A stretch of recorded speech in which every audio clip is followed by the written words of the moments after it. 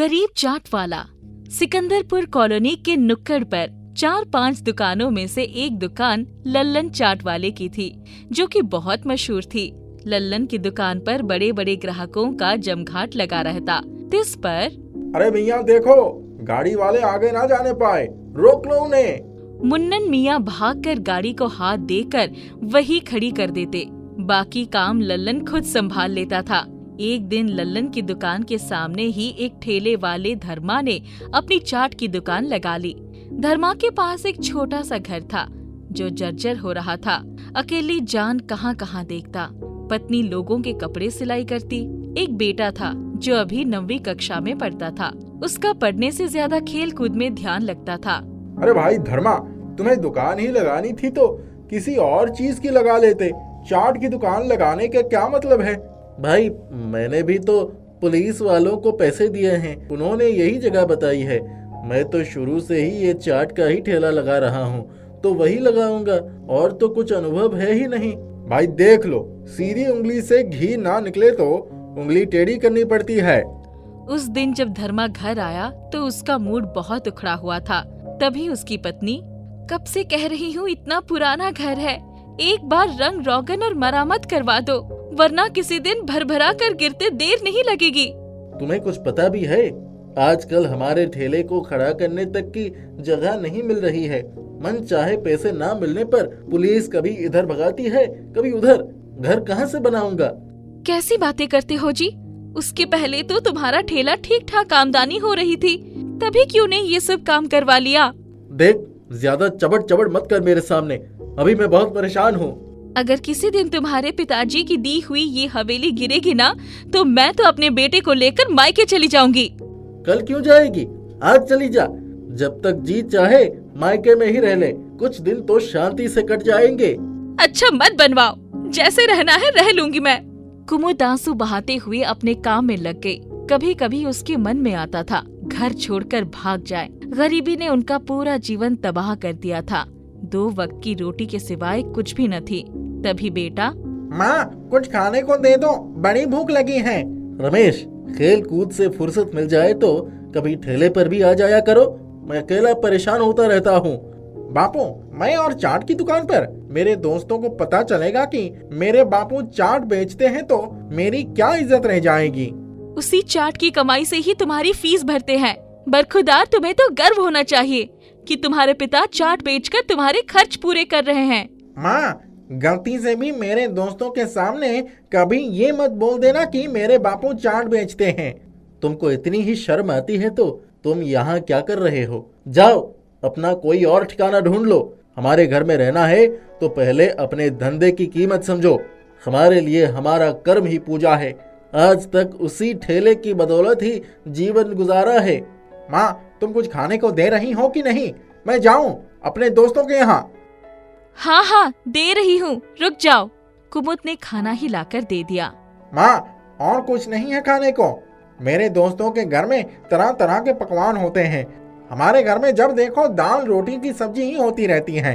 क्या हम सब्जी भी नहीं खा सकते? भगवान से प्रार्थना करना कि अगले जन्म में तुम्हें भी किसी अमीर के घर में पैदा करे, तब तुम्हारी सारी इच्छाएं पूरी हो जाएगी। माँ, हर बात में तुम लोग ऐसे ही ताना मारते रहते हो। कल से मैं भी कुछ कमाया करूँगा, पर ठेले पर नहीं जाऊँगा। रमेश ने बैठे बैठे सारी रोटी खा ली, फिर उठकर सोने चला गया। धर्मा और कुमुद एक दूसरे का मुंह देखने लगे। देखो, अब लड़का बड़ा हो गया है, उसके तेवर बदल गए हैं। अधिक टोका टोकी करने से इस उम्र के लड़के बागी हो जाते हैं। इसके बाद सब लोग सोने चले गए। दूसरे दिन रमेश स्कूल जाने को तैयार हुआ तो, बेटा टिफिन रख लो और नाश्ता कर लो। माँ, मुझे नाश्ता भी नहीं करना है और टिफिन भी नहीं चाहिए, मैं जा रहा हूँ। तू अभी तक नाराज है? रमेश बिना कुछ बोले ही स्कूल चला गया।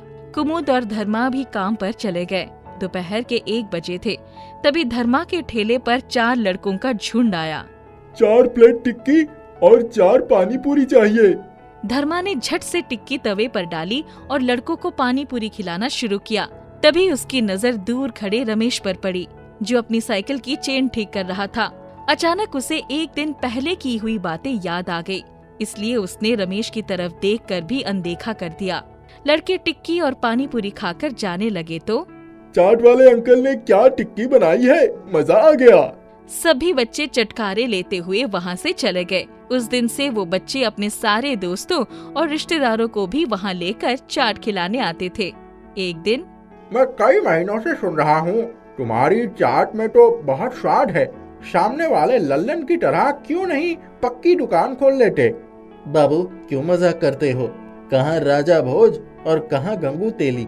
हमारी क्या औकात की मैं लल्लन जैसा दुकान खोल लूं? ठीक है, मैं तुम्हें एक फॉर्म दे रहा हूँ, तुम उसे किसी अपने से भरवा लो। कल मैं आऊँगा तब ले लूँगा। देखूं अगर मैं कुछ कर पाया तो बहुत अच्छा होगा। दूसरे दिन धर्मा अपने पड़ोसी जग्गू से फॉर्म भरवा कर ले आया और उसी व्यक्ति को दे दिया। तीसरे दिन वही व्यक्ति आया और ये लो, ये 20 लाख का चेक है। आज ही बैंक से जाकर पैसे ले लो और अपनी पक्की दुकान खोल लो।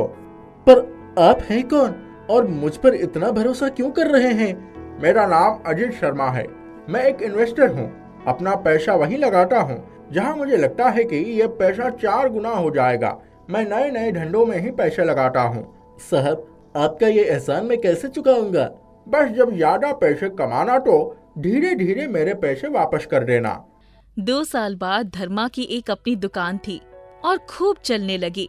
वो बहुत पैसे वाला हो गया, यहाँ तक कि अब उसने कोठी और कार सब खरीद लिया। अजीत के पैसे भी लौटा दिए। एक दिन, बापू, क्या मैं तुम्हारे साथ तुम्हारी दुकान पर बैठ सकता हूँ? नहीं नहीं, तुम मेरी दुकान पर कभी मत बैठना। तुम्हारी बेइज्जती मुझे बर्दाश्त नहीं होगी। तुम सिर्फ अपनी पढ़ाई पर ध्यान दो। बापू, मुझे माफ नहीं करोगे? तब मैं छोटा था, मुझसे बहुत बड़ी गलती हो गई। गलती तुमसे नहीं हुई, गलती हमसे हुई, जो हमने अपनी औकात से बढ़कर तुम्हें अंग्रेजी स्कूल में पढ़ाया, अपना पेट काट काट कर तुम्हारी फीस भरी, तुम्हारी सारी ख्वाहिशों को पूरा करने के लिए पूरे पूरे दिन में ठेले पर चाट बेचता था और मेरी पत्नी घरों में बर्तन सफाई का काम करती थी ताकि हमारा बेटा बड़ा आदमी बने। लेकिन तुमने हमारे ही वजूद पर सवाल खड़ा कर दिया। इसलिए मैं चाहता हूँ कि मेरी इस दुकान पर तुम कभी मत जाओ। बापू, क्या ये तुम्हारा आखिरी फैसला है? हाँ, मेरा यही आखिरी फैसला है। गलती तो तुमने बहुत बड़ी की थी। माँ, क्या सचमुच मेरी इतनी बड़ी गलती थी कि बापू ने आज तक मुझे नहीं माफ किया? गलती तो तुमने बहुत बड़ी की थी। अगर तुम्हारे पिता को अजीत शर्मा नहीं मिलते तो तुम जीवन भर अपने माथे पर वही कलंक लिए जीवन बिताने को मजबूर थे। हमें अपने माता पिता के ऊपर गर्व करना चाहिए, वो जैसे भी हो। कोई भी काम छोटा या बड़ा नहीं होता। हर माँ बाप यही चाहते हैं कि उनका बच्चा उसके जैसे गरीबी का जीवन ना गुजारे, चाहे उसके लिए उसे कुछ भी करना पड़े। माँ, मुझे माफ कर दो। बापू से कहकर मुझे माफी दिलवा दो, वरना मैं आगे की पढ़ाई नहीं कर पाऊंगा। धर्मा जब रात को आया तब कुमुद ने उसको बहुत समझाया। ठीक है, तुम कहती हो तो मैंने उसको माफ किया। कम से कम उसको एक सबक तो मिल गया। इसके बाद से रमेश ने हमेशा अपने माता पिता पर गर्व किया। एक गरीब चाट वाले का बेटा अपने पिता की मेहनत की बदौलत अब बहुत बड़ा आदमी बन गया था।